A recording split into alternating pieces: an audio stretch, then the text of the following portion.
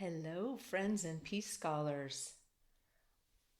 If you're watching the video, I'm in a little bit of a disguise because of the great embarrassment last week at the Peace Lab, at the Peacewarts Lab. Just kidding.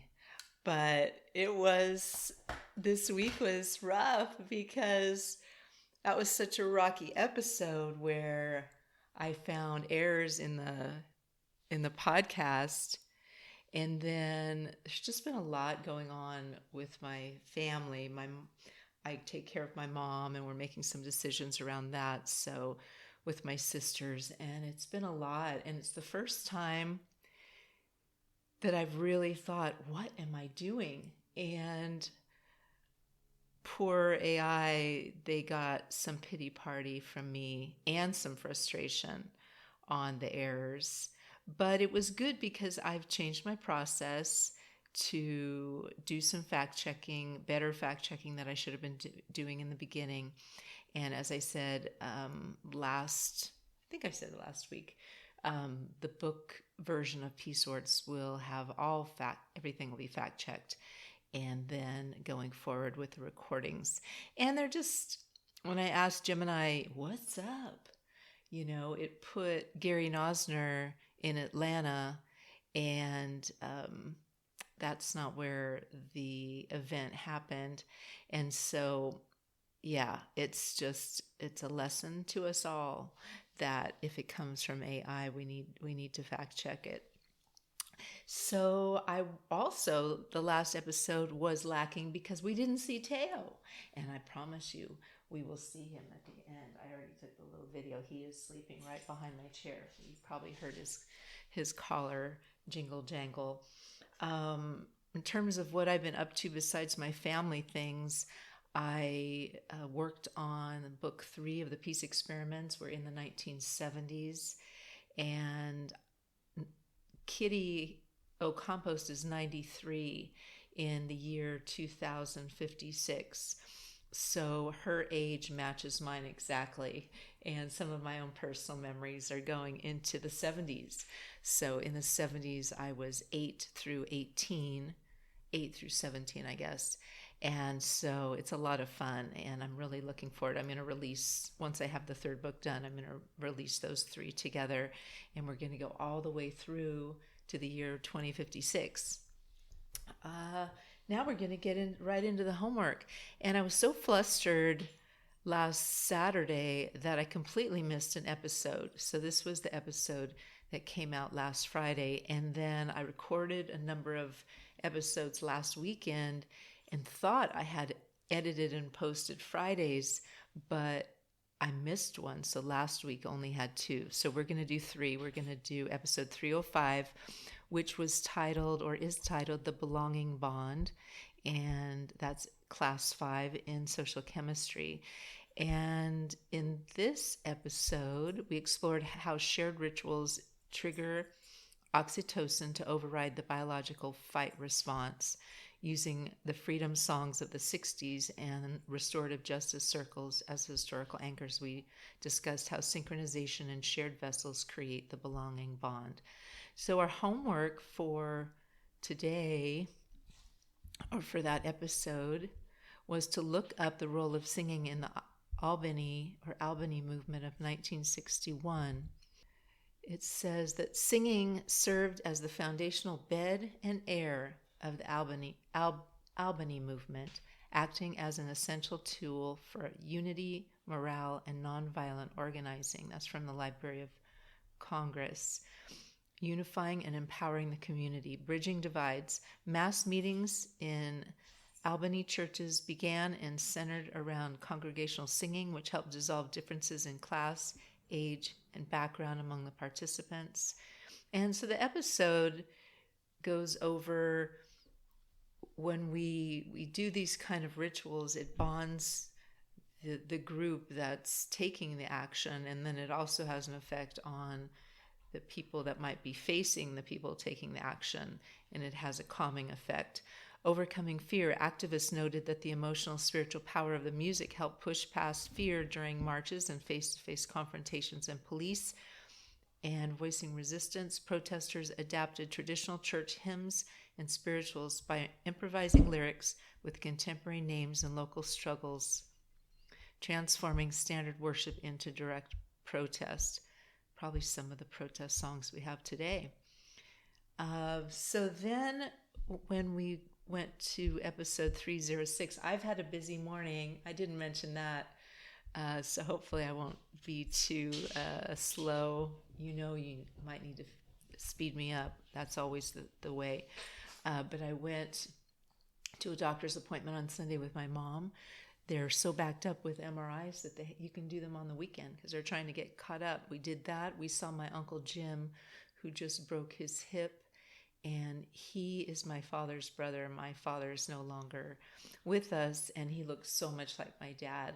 So it was really nice to see him, and he's only been out of surgery a couple days. And what else did we do? Oh, we went and got my mom a haircut. So that's what we did. Speaking of haircut, I think I've been wearing my hat in the mornings because the sun comes in. So I just took my disguise hat off.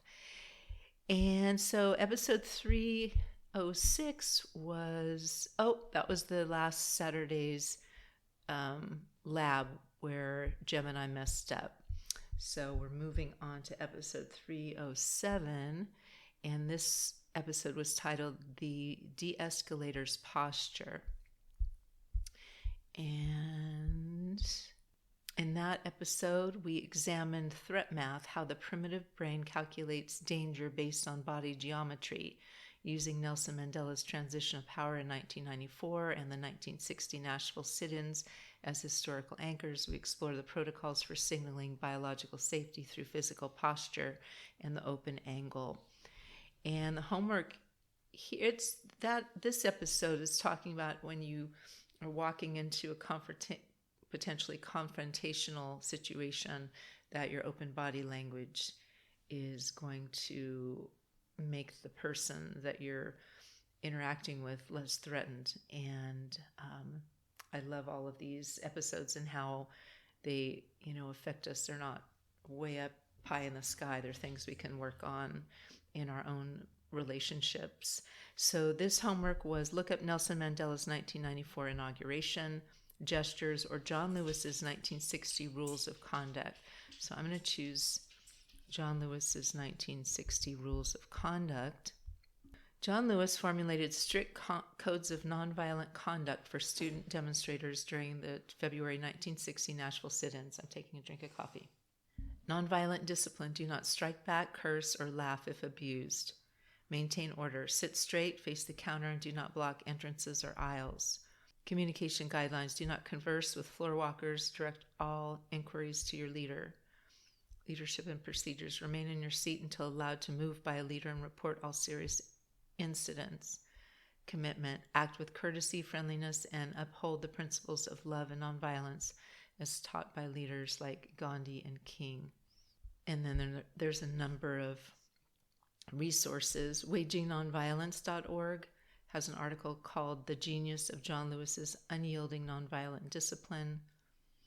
And the National Museum of American History has an article from July 18th, 2020, John Lewis and Good Trouble.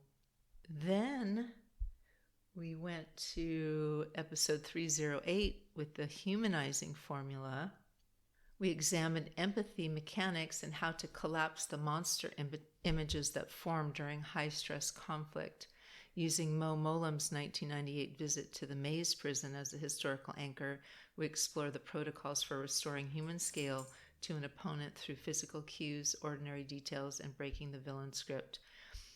That episode is so true. I'm working through some things with my sisters, and when we're so focused on this thing that we think is the best thing, it's so easy to create, your opponent. I shouldn't think of my sisters as the opponent, but we're working through these things and we're not in agreement right now. And it's really easy to turn them into a monster. Well, just take that times 1,000 when you think of some horrific things that have happened. But this episode just talks about both for yourself making a vulnerable comment, which we're going to learn about here with Mo Molam.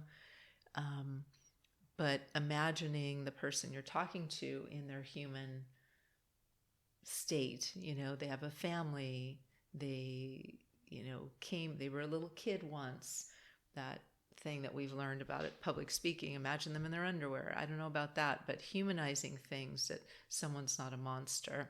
So the homework, number one of the homework was look up Mo Molam and find out why she was called the people's peacemaker. When she showed up at the prison, this episode talks about how she took her wig off. She was going through some kind of, I don't know, can't remember if it was cancer, some kind of treatment. She pulled out a pack of cigarettes and just kind of put everybody off of the edge of, whatever they expected from her. Mo Molam earned the title of the People's Peacemaker because of her approachable, down-to-earth style, her courage in directly engaging ordinary citizens and paramilitaries, and her pivotal role in brokering the 1998 Good Friday Agreement. Unconventional style. As the first female Secretary of State for Northern Ireland, 1997 to 1999, she rejected the traditional gray men in gray suits approach of past British officials. She replaced formal stiffness with hugs, plain-spoken language, and humor. She famously walked into Belfast to meet ordinary people on the street, prioritized listening to community groups and women's coalitions, and famously visited the high-security Maze prison to talk face-to-face with imprisoned paramilitary leaders and keep the peace talks from collapsing. Relentless empathy, she believed peace belonged to ordinary people rather than just politicians, using her unique ability to connect across deeply divided sectarian communities. So I think that's all we have today, because I missed an episode, which is going to come out on Monday, and that's episode 309, The Chemistry of Shame. And so we'll work on that in next Saturday's Peacewarts lab, work on that homework.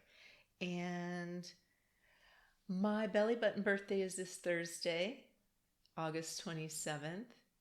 And I am working on a special piece where we're going to look at the 1915 event where 1,200 women risked everything on an impossible, beautiful fool's errand to stop a world war. So it's just a beautiful story, and I'm going to narrate it on my birthday. So it'll be a special episode that comes out on Thursday. So we'll have Monday's Peacewarts, will be class 9. We'll have Wednesdays will be class 10, and then we'll have my birthday episode, and then we'll have Fridays coming out to class 11. So we're keeping it short. I'm going to show you Teo if you're watching the video, and I'm wishing you a beautiful week. Peace.